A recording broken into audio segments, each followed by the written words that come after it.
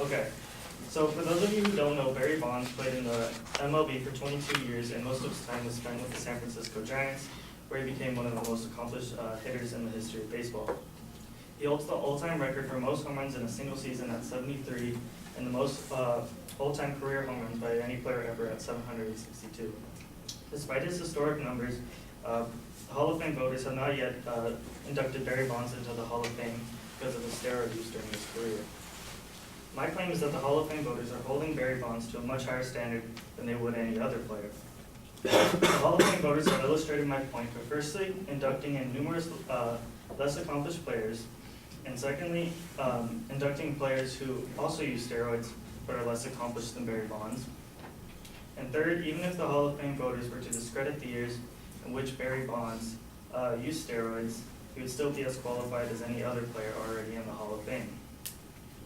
So to my first point that the Hall of Fame voters have inducted several less accomplished players, you first need to know that what Barry Bonds accomplished in his career. So in his 22 years in the MLB, he was voted the most valuable player 7 times, twice with the Pittsburgh Pirates and 5 times with the San Francisco Giants, as well as being a 14-time All-Star. He accumulated the most home runs of any player ever at 762, as well as accumulating 1,996 RBIs, which ranks 5th all time. For those of you who don't know, RBI stands for runs batted in. So the player who's hits the ball and it results in a run. This is a good way of measuring a hitter's productivity because you need runs to win games.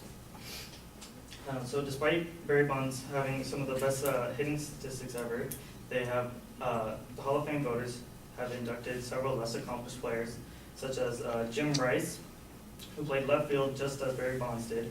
He was inducted into the Hall of Fame in 2009, yet he only had 382 home runs and 1,451 RBIs. Even less accomplished than him is Bill Mazeroski, who was voted into the Hall of Fame in 2001. In his 17-year career, he had only 138 home runs, which is more than 600 less than Barry Bonds had. He also only had 853 RBIs, which is more than 1,000 less than Barry Bonds had, showing that the bar is much lower for other players to get into the Hall of Fame than it is for someone like Barry Bonds. So the voters point to his steroid usage for the reason that he's not yet in the Hall of Fame, because they consider it cheating the game of baseball. Yet the voters have let in other prominent baseball players who also use steroids in very recent history. In 2017, the Hall of Fame voters inducted Ivan Rodriguez and Jeff Bagwell into the Hall of Fame. Rodriguez was accused of using steroids by an old teammate, and Jeff Bagwell admitted to using steroids in 1998. Bagwell in his career had 449 home runs and 1,529 RBIs, while Ivan Rodriguez finished his career with 311 home runs and 1,332 RBIs. These are both Hall of Fame worthy numbers, yet they're nowhere near close to the numbers that Barry Bonds had, and he still hasn't been inducted into the Hall of Fame. But even if the Hall of Fame voters were to discredit the years in which Barry Bonds used steroids, he would still belong in the Hall of Fame. His first known usage of steroids was in 1998, so if taking the stats up until his 1998 season, he still would have finished with 411 home runs and 1,261 RBIs, which is similar to 3 notable Hall of Famers, Babe Ruth, Mickey Mantle, and Ted Williams, who are all legendary baseball players. So, according to Jay Jaffe, a member of the Baseball Writers Association of America and an MLB Network and Sports Illustrated contributor who created a system called JAWS, which compares players to the players at his position who are already enshrined in the Hall of Fame using advanced metrics. There's no other player more worthy of being in the Hall of Fame than Barry Bonds, given the stats from his whole career. But taking the stats just until his 1998 career, he still would have been graded well above the average left fielder in the Hall of Fame. In fact, he was 30 points above average in the JAWS system.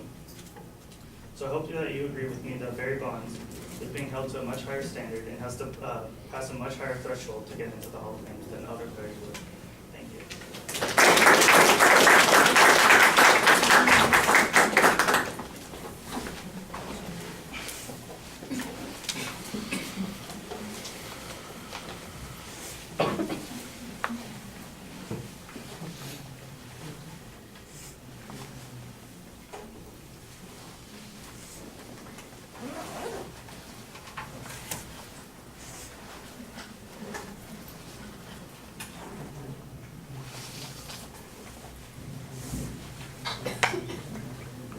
All right, well, you danced around that value claim very well. You did a good job finding the factual issues on this point.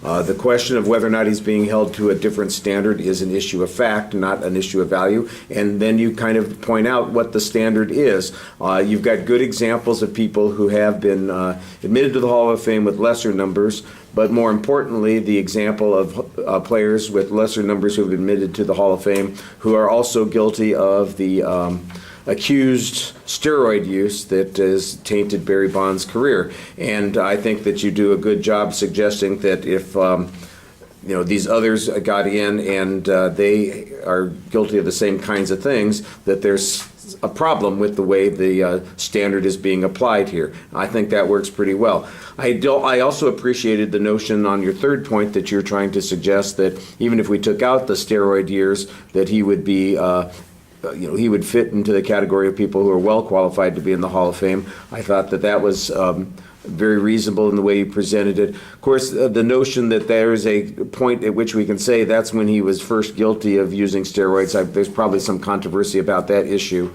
And there may be reasons why it is being applied to him differently. I mean, let's face it, the records that he has are, of course, impressive records, but because they're tainted by that, and the other folks are not necessarily laying claim to these record-holding things, there may be a justification for holding to a different standard. Some of that is going to be value-based. I think the main argument, of course, here is about the impact that the steroid use had and whether or not the voters are going to alter their perception of how that steroid use taints the game. And, there might be some other questions, for instance, about how long it took some of those other players to get into the Hall of Fame versus how long Barry Bonds has been denied access to the Hall of Fame. I think that there may be some reason to argue here that this really is a value argument, not the way you presented it, but that the controversy on this is really value-based, and that the things that you're presenting are, factual issues, but not necessarily to be judged on the criteria of what is true, but rather whether or not this is fair or appropriate. Okay, thank you.